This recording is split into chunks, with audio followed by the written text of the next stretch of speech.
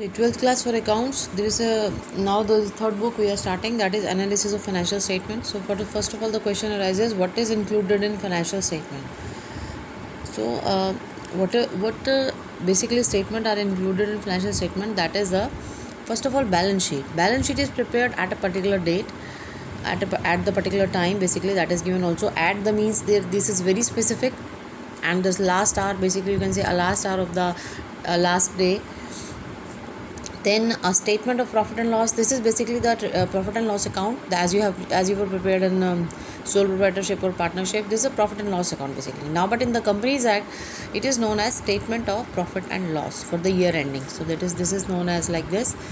Third one is the cash flow statement, that you will come to know for the last chapter of this particular book. So cash flow statement is only a brief explanation I can give you. That is giving you the cash analysis of inflow and outflow of cash.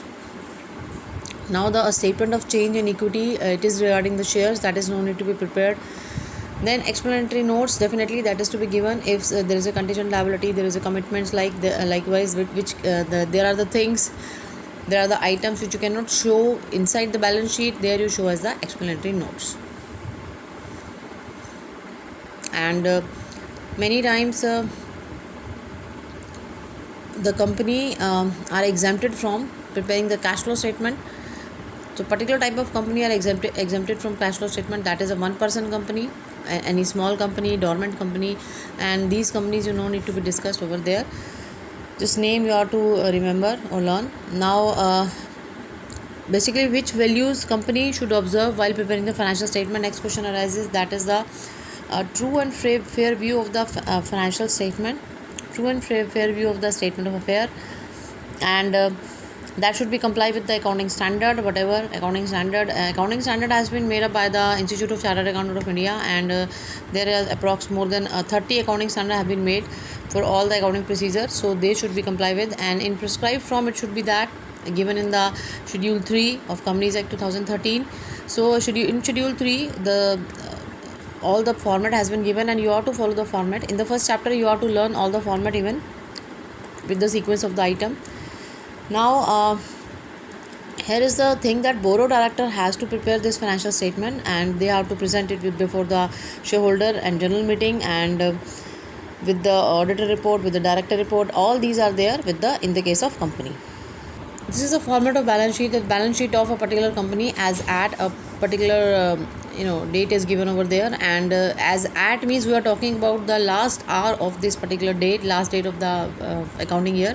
So at means that you cannot use as on. Earlier it was using as at, as on means you are talking about the whole day, but as at means you are talking about the last hour of that day. So as at is very specific. Now first heading is equity and liabilities. This is the whole heading, this is the main heading for all the liability side. Now here you are writing up like particulars is the heading which used to be given as the main heading, particulars, and their note number and their figure at the end of the current year, figure as at the end of the previous accounting period. So likewise you have to show the figure of this year and previous year also. And now equity and liabilities, first point is shareholder fund, and second is the share application money pending allotment, and then non-current liabilities, and the fourth one is the current liabilities. So you have to learn all these four main headings that can be asked in the question even.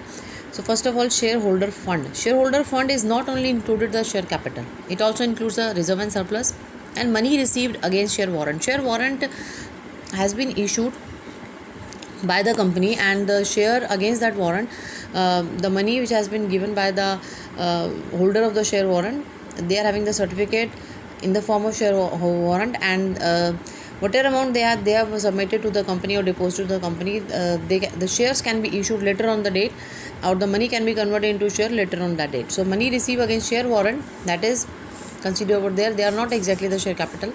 So share capital you have made in the companies when you are doing the issue of shares. Then and reserve and surplus is also you are familiar to this all these two things. So share capital, reserve and surplus, and money received against share warrant. So you no need to prepare all these balance sheet. You are just to learn that that where reserve and surplus are to be shown under which main heading. Then you have to tell that there is a shareholder fund.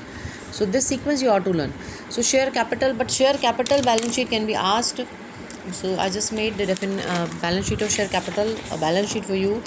Suppose there is a 30,000 share, 50,000 authorized capital and 30,000 share has been issued, and out of 30,000, 1,000 share has been forfeited.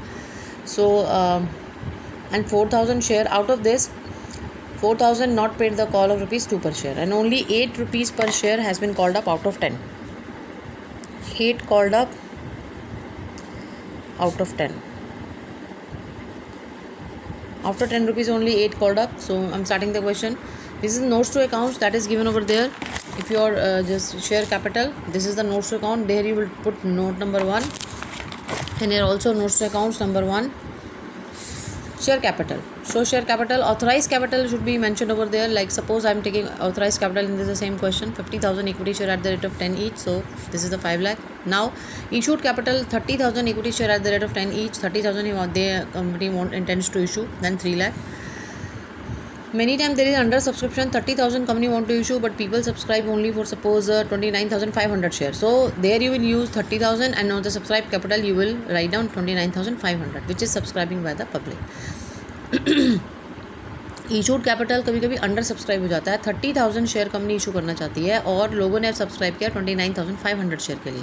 तो issued capital में आप 30,000 share ही दिखाओगे और subscribe capital में 29,500 share दिखाओगे. ठीक है, अगर अंडर सब्सक्रिप्शन हो जाता है तो. अंडर सब्सक्रिप्शन का मतलब कंपनी ने प्रोस्पेक्टस में जितने शेयर्स दिए लोगों ने उससे थोड़े कम सब्सक्राइब किए, लेकिन 90% अमाउंट कंपनी को मिल गया है. ठीक है, वो मिनिमम सब्सक्रिप्शन कंपनी को मिल गई है. That is why company is going on further execution. Now issued capital के बाद आपका है सब्सक्राइब कैपिटल. सब्सक्राइब कैपिटल में अब ये जो सिचुएशन है, मैंने इसमें सब कुछ इसमें डाल दिया है. इसके अंदर subscribed and fully paid, not fully paid up capital दिखाओगे. इसके अंदर अगर आपने 10 रुपये का पार वैल्यू है और आपने सिर्फ उसमें से 8 रुपीज़ कॉल्ड अप किए हैं, then you will show under the heading subscribed and not fully paid up capital.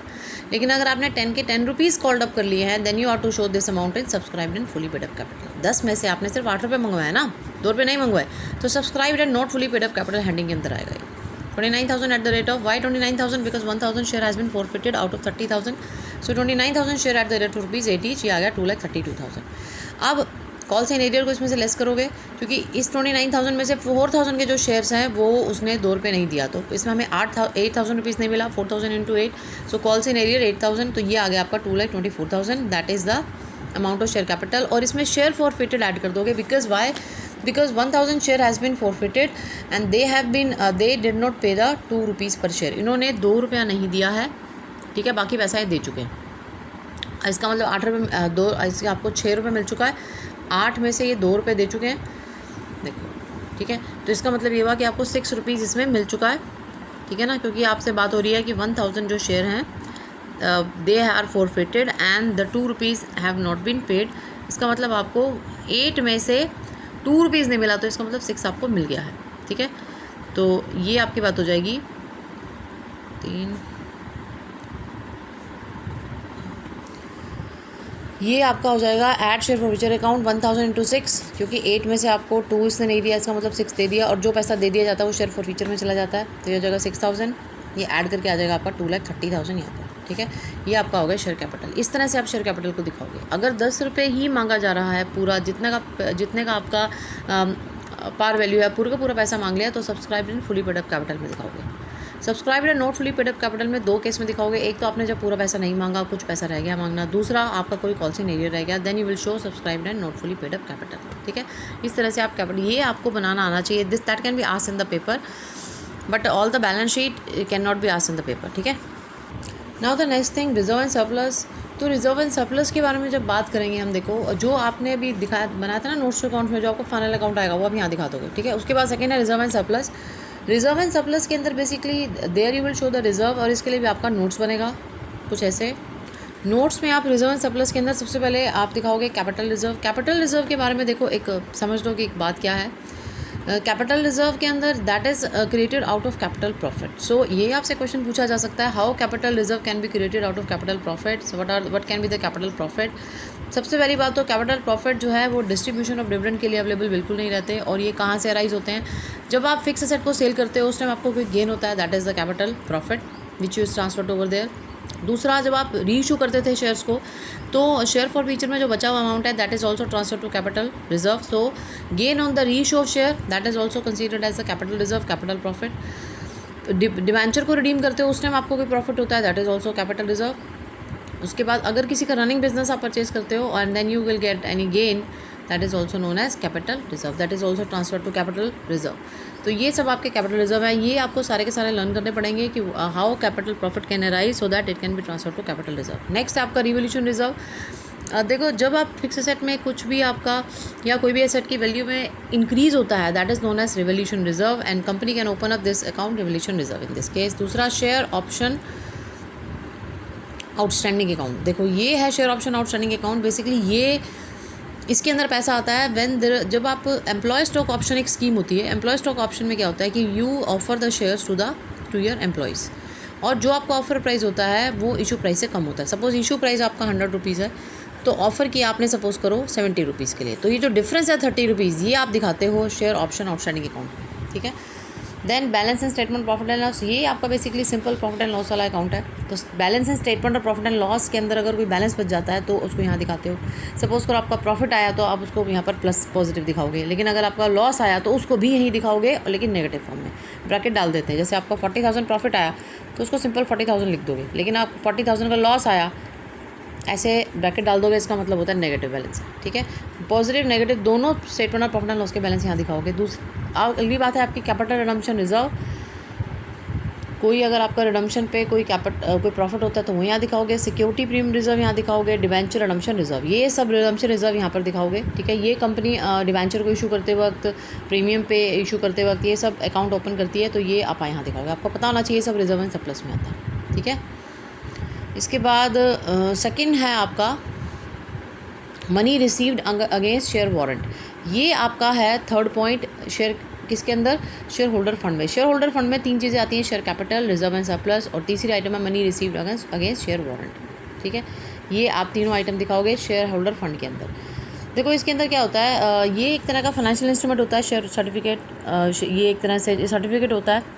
इसमें होता है कि जितना भी जो भी सर्टिफिकेट का ऑनर है उसके पास एक राइट आ जाता है that they can acquire the number of equity share which is specified in that certificate at later date. जो भी इक्विटी शेयर इसके अंदर मेंशन किए हुए हैं वो ये लेटर डेट पे इसको रिसीव कर लेता है. ठीक है. मतलब शेयर वारंट को आप शेयर बेसिकली ये कहो कि शेयर वारंट को आप शेयर्स में कन्वर्ट कर सकते हो लेटर ऑन डेट पे. तो ये उसके अगेंस्ट जो मनी आपको मिलती है शेयर वारंट के अगेंस्ट, उसको हम बोलते हैं money receive against share warrant. ठीक है.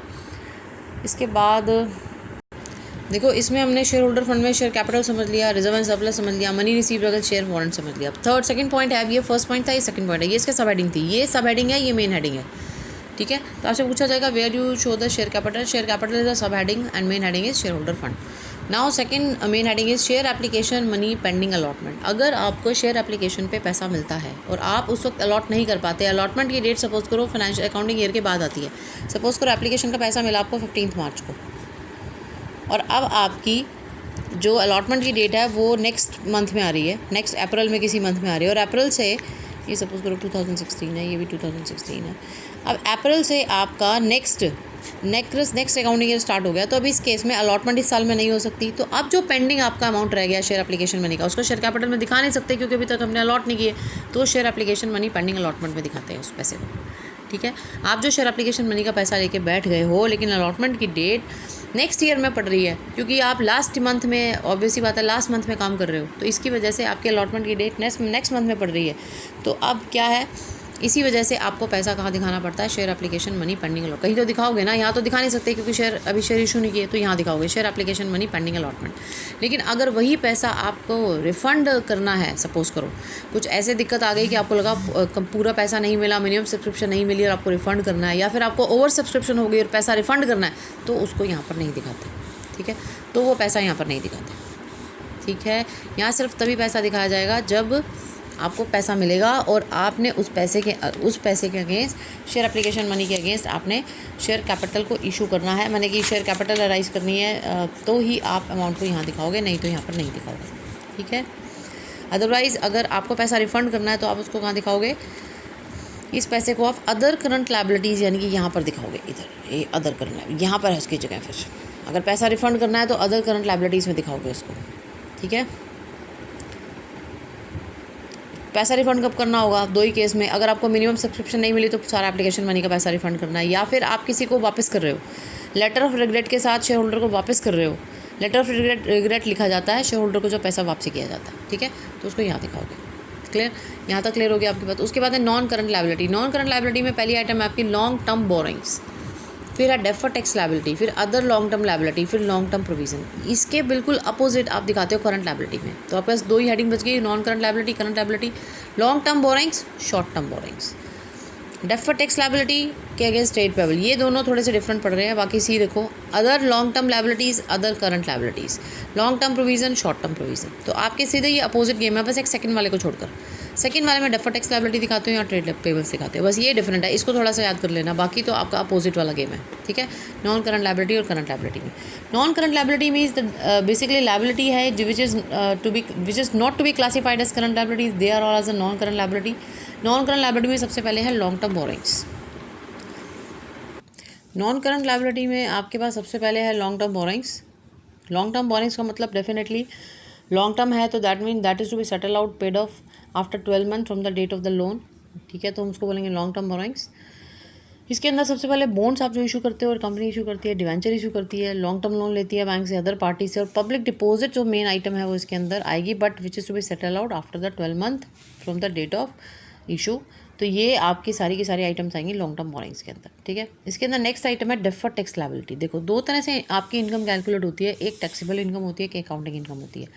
फॉर एग्जांपल आपने डेप्रिसिएशन लगाई है अपने रेट के हिसाब से लेकिन इनकम टैक्स में वो किसी और रेट के हिसाब से लग रही है डेप्रिसिएशन उसी आइटम पे, फर्नीचर पर ही सपोज करो, तो फर्नीचर पे आपने डेप्रिसिएशन लगाई 20% के हिसाब से, लेकिन इनकम टैक्स में सपोज करो रेट 25% है। तो अब इनकम टैक्स के हिसाब से जो आप डेप्रिसिएशन लगाते हो वो आपकी आती है किस में, उसके हिसाब से जो प्रॉफिट निकालोगे वो टैक्सेबल इनकम में, और आप अपनी मर्जी से जो लगा रहे हो वो किस में आएगी, अकाउंटिंग इनकम में। इसी तरह से बहुत सारी आइटम होती है जिनके डिफरेंट ट्रीटमेंट होते हैं, जो अकाउंटिंग इनकम और टैक्सेबल इनकम दोनों को डिफ्रेंशिएट कर देती है, ठीक है। जैसे कि आप मेथड डेप्रिसिएशन डिफरेंट कर रहे हो, रिटर्न ऑन वैल्यू मेथड चलता है इनकम टैक्स में, और अदर आप कोई भी मेथड यूज़ कर सकते हो आप अकाउंटिंग इनकम को निकालने के लिए। इसी तरह से बहुत सारी और भी आइटम होती है जिसके अंदर टैक्सेबल और अकाउंटिंग इनकम दोनों अलग अलग निकाली जा सकती है, ठीक है। अकाउंटिंग इनकम निकालते हो स्टेटमेंट प्रॉफिट एंड लॉस के हिसाब से, और जो आपका टैक्सेबल इनकम है वो आपका प्रोविज़न फॉर टैक्स को बना के उसके बाद प्रोविज़न को ध्यान में रख के उसके बाद टैक्सेबल इनकम निकाली जाती है, ठीक है। तो अकाउंटिंग इनकम और टैक्सेबल इनकम दोनों डिफरेंट हो सकती हैं, क्योंकि हो सकता है इनकम टैक्स के हिसाब से आप अपने अकाउंटिंग इनकम या स्टेटमेंट और प्रॉफिट एंड लॉस में आइटम नहीं दिखा रहे, तो उस केस में आपकी अकाउंटिंग इनकम और आपकी टैक्सेबल इनकम दोनों अलग होंगी। अब अकाउंटिंग इनकम अगर ज़्यादा है टैक्सेबल इनकम से, तो जो आपका डिफरेंस आएगा, जब आपकी अकाउंटिंग इनकम ज़्यादा होगी टैक्सेबल इनकम से, तो डेफर्ड टैक्स लायबिलिटी राइज होगी। बेसिकली जब आपकी अकाउंटिंग इनकम टैक्सेबल इनकम से ज़्यादा होगी तो डेफर्ड टैक्स लायबिलिटी राइज होगी, क्योंकि टैक्स जो अकाउंटिंग इनकम पे लगेगा वो ऑब्वियसली बात है ज़्यादा लगेगा, क्योंकि अकाउंटिंग इनकम ज़्यादा है टैक्सेबल इनकम से। तो tax on accounting income is more than tax on taxable income, then the difference arises as deferred tax liability. देखो कंपनीज एक्ट में अकाउंटिंग इनकम को भी इंपॉर्टेंस दी जाती है। अकाउंटिंग इनकम, क्योंकि इनको सिर्फ इनकम टैक्स को ही आंसर नहीं देना होता, डिपार्टमेंट को ही आंसर नहीं देना होता, they answerable to many stakeholders, shareholder, investor, debenture holder, तो many stakeholder, so they are to prepare their accounting income as per. ज़रूरी नहीं कि टैक्सेबल इनकम बना के इनका काम चल जाए, तो accounting income is also very important and that is to be shown in the statement of profit and loss account, जिसको हम एक तरह से जो सोल प्रोप्राइटरशिप में प्रॉफिट एंड लॉस अकाउंट है वो कंपनी सेक्ट में statement of profit and loss के नाम से हम बोलते हैं इसको, ठीक है। तो ये जो डिफरेंस आता है इसको बोलते हैं डेफर्ड टैक्स लायबिलिटी। अगर अकाउंटिंग इनकम टैक्सेबल इनकम से ज़्यादा होगी तो डेफर्ड टैक्स लायबिलिटी अराइज होगी, लेकिन आएगा कैसे डेफर्ड टैक्स लायबिलिटी का अमाउंट, जब tax on accounting income tax on taxable income से ज़्यादा होगी, तो डिफरेंस होगा वो डेफर्ड टैक्स लायबिलिटी होगा, जिसको तुम डेफर्ड टैक्स लायबिलिटी के हेडिंग के अंदर दिखाओगे। नेट का मतलब यही है कि दोनों में से माइनस करके दिखाना है। उसके बाद है आपका other long term liabilities. Other long term liabilities में आपकी 2 चीज़ें सबसे इंपॉर्टेंट है इसमें। इसका भी सिर्फ आपसे आइटम पूछी जाएगी, आपको बिल्कुल भी करके कुछ भी नहीं दिखाना, सिर्फ आपको ये पता होना चाहिए मेन हेडिंग क्या है, सब हेडिंग क्या है। इसमें प्रीमियम आते हैं, premium payable on redemption of debenture when debentures are long term borrowings, और premium payable on redemption of preference share, और प्रेफरेंस शेयर का रिडीमेबल जो पीरियड है वो 12 month from the date of balance sheet हो, तो ही हम यहाँ पर दिखाएंगे। तो यहाँ पर 2 चीज़ें आएंगी, premium payable on redemption of debenture और premium payable on redemption of preference share. उसके बाद है long term provision. Long term provision का मतलब कि प्रोविजंस ऐसे बनने जिनकी सेटलमेंट, जिनके लिए पेमेंट जो ड्यू है that is beyond the 12 month from the date of after the balance sheet date. इसके अंदर आपके जो आते हैं लॉन्ग टर्म प्रोविज़न के अंदर provision for gratuity, provision for earn leave, warranty claim, ये सब प्रोविज़न इसके अंदर आते हैं, ये सब लॉन्ग टर्म प्रोविज़न है। Then your heading is current liabilities. Other current liabilities आपकी ख़त्म हो चुकी हैं। अब नॉन करंट लायबिलिटीज़ आपकी हेडिंग ख़त्म हो चुकी है, तो अब आपकी है करंट लायबिलिटीज़। करंट लायबिलिटीज़ आपने कहाँ पढ़ी थी? देखो, ये शेयर होल्डर फंड था, share application money, pending allotment, non current liabilities and then current liabilities. अब करंट लायबिलिटी पर बात कर रहे हो, जो कि अपोजिट था सारा। उसमें लॉन्ग टर्म बोरिंग्स थी, अब इसके अंदर क्या है? इसके अंदर शॉर्ट टर्म बोरिंग्स है।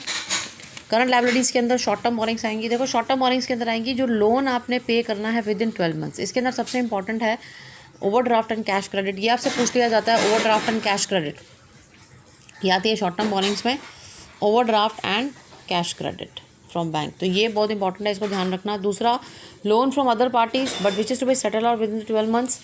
उसमें पब्लिक डिपॉजिट था, इसमें भी डिपॉजिट्स ही हैं, that is also public deposit. They are also be settle out within the 12 months from the date of balance sheet. And then other loans and advances, कोई other loans and advances हैं specify nature that they are the short term, that they are to be settle out within the 12 month from the date of loan taken. जब भी आपने loan लिया है, अगर 12 months के अंदर loan taken के 12 मंथ्स के अंदर वो सेटल हो रहा है, इसका मतलब ये हुआ कि ये शॉर्ट टर्म है। डिपॉजिट भी ऐसे है, अगर विद इन 12 मंथ सेटल हो रहा है तो ये क्या है? शॉर्ट टर्म बोरिंग्स है। ओवरड्राफ्ट और कैश क्रेडिट को जरूर ध्यान रख लेना इसमें, ठीक है। उसके बाद है ट्रेड पेबल्स। नेक्स्ट है आपका ट्रेड पेबल्स। करंट लायबिलिटीज़ का नेक्स्ट पार्ट है ट्रेड पेबल, जिसमें सन्ड्री क्रेडिटर्स और बीपी दोनों आते हैं, ठीक है। अदर करंट लायबिलिटी, इसमें है काफ़ी सारे आइटम्स। इसमें आपका वो भी आता है जब आपने एप्लीकेशन मनी की बात हुई थी, जब एप्लीकेशन मनी आपको एक्सेस मिला हुआ है और आपने उसको रिफ़ंड करने की जो ड्यू डेट है वो नेक्स्ट ईयर में पड़ रही है, तो आपको अगर रिफ़ंड करना है तो वो यहाँ पर दिखाएंगे, ठीक है। तो यहाँ पर क्या आता है अदर करंट लायबिलिटीज़ में? Current maturity of long term dates. Current maturity of long term dates का मतलब आप जो भी लॉन्ग टर्म डेट्स हैं, जब उनकी मैच्योरिटी का टाइम पास आ गया है, मीन्स की अमाउंट जो भी आपको पे करना है with 12 month from the date of balance sheet out of the long term borrowings is shown as a current maturity of the long term debts. जैसे डिवेंचर रिडम्पशन होनी है विद इन 12 मंथ्स, अभी redemption होनी है, तो वो यहाँ पर हम जब रिडम्पशन का टाइम आ गया है तब हम उस पैसे को यहाँ पर दिखाते हैं, ठीक है। इंटरेस्ट एक्रू हो रहा है but not due, and interest accrue and due दोनों ही हम इसके अंदर दिखाएंगे, ठीक है। एक्रू हो रहा है, एक्रू का मतलब ये, एक्रू का मतलब पहले भी डिस्कस हुआ था कि एक्रू का मतलब वो मंथ तो ड्यू हो चुका है, मतलब मंथ तो आ चुका है लेकिन अभी पेमेंट की डेट नहीं आई, तो interest accrue but not due. और अगर मंथ भी आ गया है और पेमेंट की डेट भी आ गई है, पेमेंट की जो एंडिंग ईयर है वो भी आ गया है, तो हम कहेंगे इंटरेस्ट एक्रू एंड ड्यू, ठीक है। इसके बाद इनकम रिसीव्ड इन एडवांस, जो भी इनकम आपको एडवांस में रिसीव हो रही है वो भी यहीं दिखाओगे। अनपेड डिविडेंड है वो भी यहीं दिखाओगे। एक्सेस एप्लीकेशन मनी, इस बारे में बात हो चुकी है। Excess application money you are receive which you to be refunded. दूसरा अनपेड मैच्योर्ड, यहाँ पर अनपेड डिविडेंड भी आएगा। और दूसरा unpaid matured deposit and interest accrued thereon, अगर कोई डिपॉजिट मैच्योर हो रहे हैं और अब उसका इंटरेस्ट देना बाकी है तो वो भी यहीं आएगा। And unpaid matured debenture and interest accrued हो रहे हैं वो भी यहीं आएगा। अदर पेबल्स, अगर और कुछ देना बाकी, आउटस्टैंडिंग एक्सपेंसेस हो गया जैसे कॉल्स इन एडवांस है आपकी, वो भी यहीं दिखाते हैं। Unclaim dividend, provident fund payable है, अगर जीएसटी पेबल है, anything is to be paid off then, तो हम यहाँ पर दिखाते हैं उसको। देन नेक्स्ट है आपका short term provision. Short term provision, उधर लॉन्ग टर्म प्रोविज़न था, यहाँ शॉर्ट टर्म प्रोविज़न है, ठीक है। अदर करंट लायबिलिटीज़ में, अदर करंट लायबिलिटीज़ के बाद बात कर रहे हैं हम, नेक्स्ट है इसके अंदर, देखो ये हेडिंग चल रही थी current liability, short term borings हो गई आपकी, ट्रेड पेबल्स हो गए, अदर करंट लायबिलिटीज़ के बारे में बात कर चुके हैं। अब शॉर्ट टर्म प्रोविज़न के बारे में बात कर रहे हैं। शॉर्ट टर्म प्रोविज़न में प्रोविज़न फॉर डाउटफुल डेट्स आएगा आपका, ठीक है। उसके बाद ऐसी लायबिलिटीज़, ऐसे provision which is to be settle out within the 12 month from the date of balance sheet. Provision for taxation, provision for employees, employee कोई बेनिफिट का, कोई भी एम्प्लॉय बेनिफिट जो विद इन 12 मंथ्स आपने from the date of balance sheet settle करना है, provision for doubtful dates. और short term provision, अगर any other short term provision which is specific mention, तो वो आपका इसके अंदर आएगा, ठीक है। शॉर्ट टर्म प्रोविज़न में आपको याद रखना पड़ेगा कि ये आपसे पूछा जाएगा, जैसे provision where you will show provision for doubtful debts, then there you will say that there is a sub heading short term provision and main heading is current liability. ये आपको बताना है दोनों बातें। तो आपको 1 नंबर का क्वेश्चन आता है ये, that we are to show. आपको बैलेंस शीट बनानी नहीं आएगी, लेकिन कौन सी आइटम किस हेडिंग और सब हेडिंग के अंदर जाती है ये आपको लर्न करना पड़ेगा। I suggest you to make balance sheet yourself, whole balance sheet yourself. अपने आप ब्रीफिंग करो, अपने आप सारे नोट्स बनाओ, then you will come to know. 1 बार बनाओ, 2 बार बनाओ, then you will definitely come to know that where you are to show these items. ये आपका लायबिलिटी साइड वाला पार्ट पूरा हो गया।